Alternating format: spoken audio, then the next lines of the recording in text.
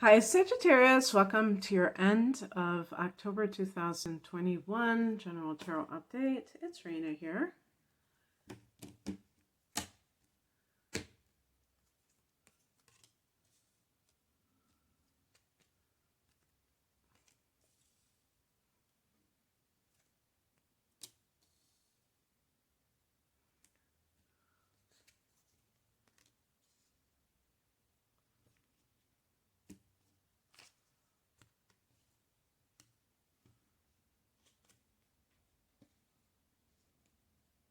Pick an additional card. Well, now I'm going to pick an additional card because that doesn't solve that issue. Okay, there we go.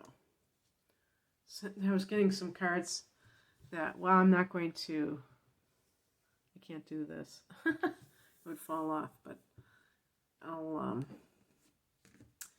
hold them up. Yeah, it just didn't seem to resolve the situation. So the heart of the matter is the Hermit card. It is funny. I did an astrology reading for November, and I said Hermit time or hermiting because it's the month before me included, Sun and Sag solar return, our birthdays. And so that's when the Sun is in the 12th house, and it tends to make the person more into solitude, into reflection, and it certainly is a good practice if you don't feel like you are like that, because you're going to be starting a whole new cycle, and it's good to look back on what has been occurring in the past year and just see, oh, okay, kind of reflect on what you think the strengths were as well as the areas that need improvement.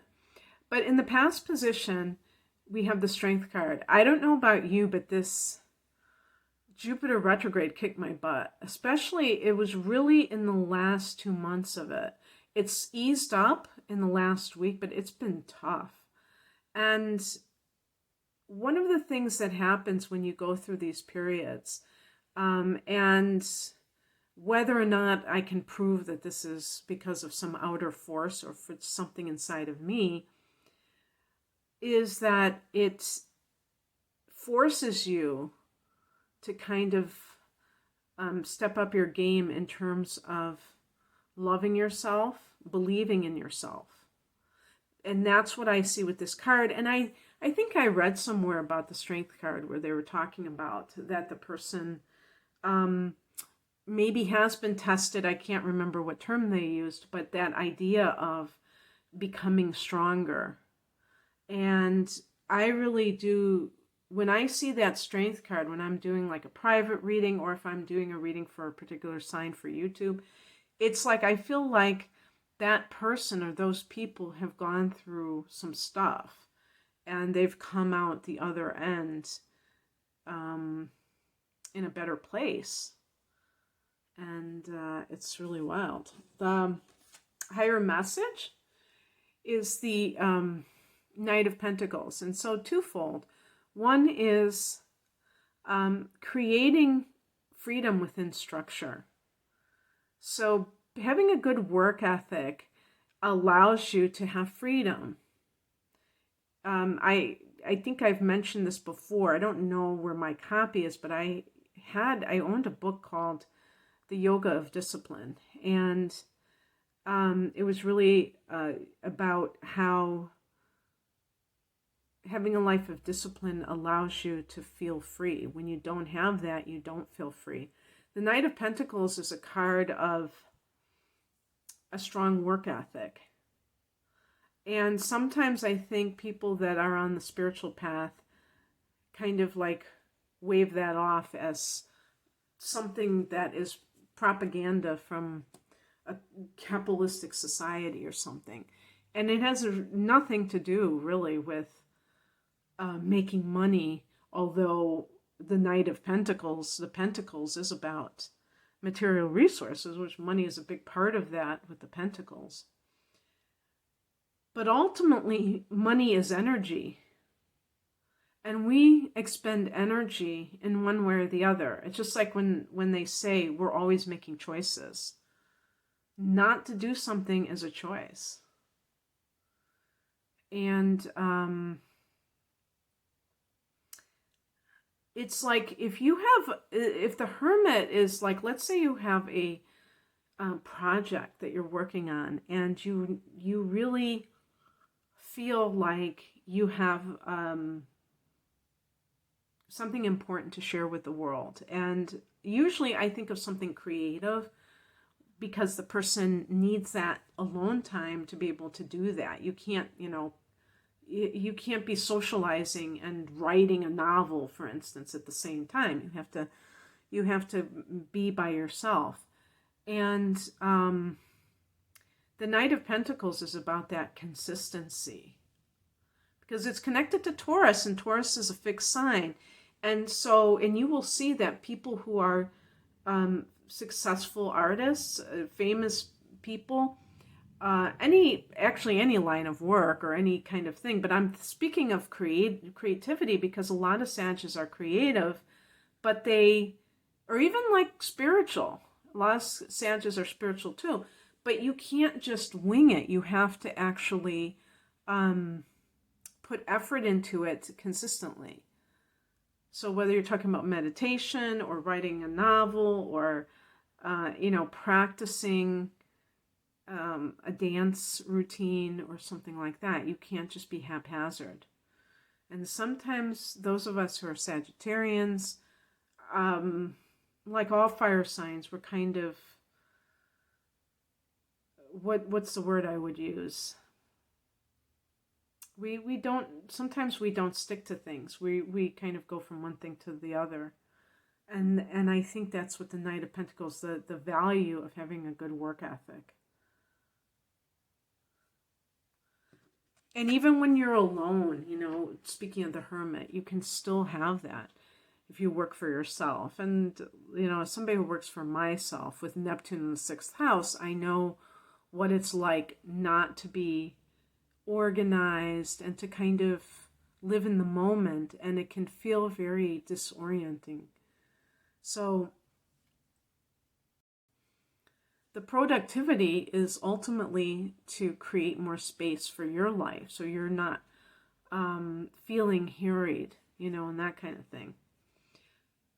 What crosses you is the 5 of Wands. And this depends on the type of environment that you live in. For some people, this is a very combative environment. Maybe there's just a lot going on, a lot of noise, a lot of competition. If you are in some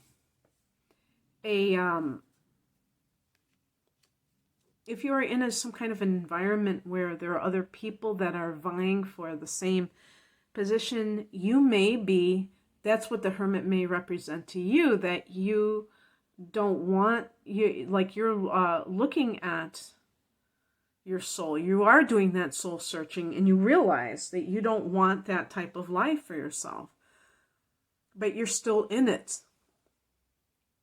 And so for you, the Knight of Pentacles is just, doing your own thing, not worrying about these other people, because if they want to compete, let them compete. You don't have to participate in that. I'm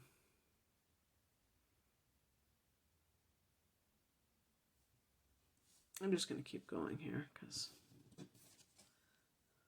what's coming in is a 3 of Swords. This is a card of the sting of rejection. But for some people, it can be cutting something off very decisively. So maybe it's like, maybe for you, this is a relationship that you have ended, that, there was a lot of conflict in that relationship, but but perhaps in some cases, it's like the Hermit can be like somebody who's separated and they are taking time for themselves, or taking space, as hippies call it, or new agey types call it, taking space. And in that type of situation, you can realize that you were addicted to the drama, which is kind of funny, because when we claim we don't want something and we withdraw from it, it's amazing how sometimes it can feel very strange to have that silence that the Hermit is all about. And then you're like, it can make you think that there's something wrong, that you're in this vacuum, when in fact what you've been doing is you have been choosing peace instead of conflict. That's all. And so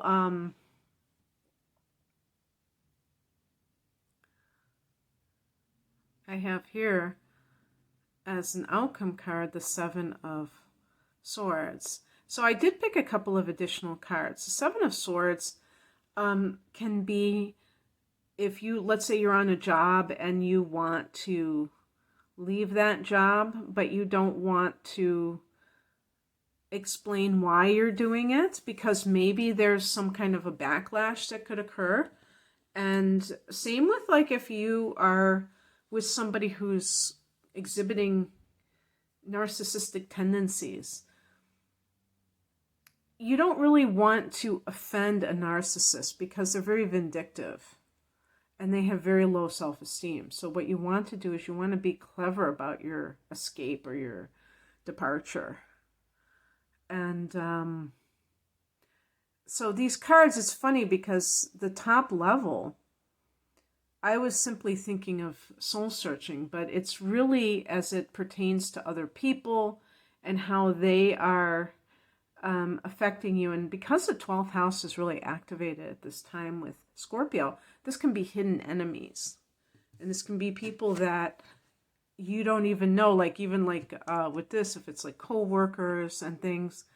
So I picked an additional card and I got the Two of Swords. And it's like, these are both swords.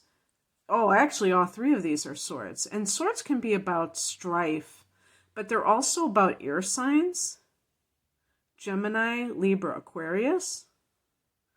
And even though Sages are supposed to be compatible with air signs, it doesn't mean that that's going to be true 100% of the time, to say the least.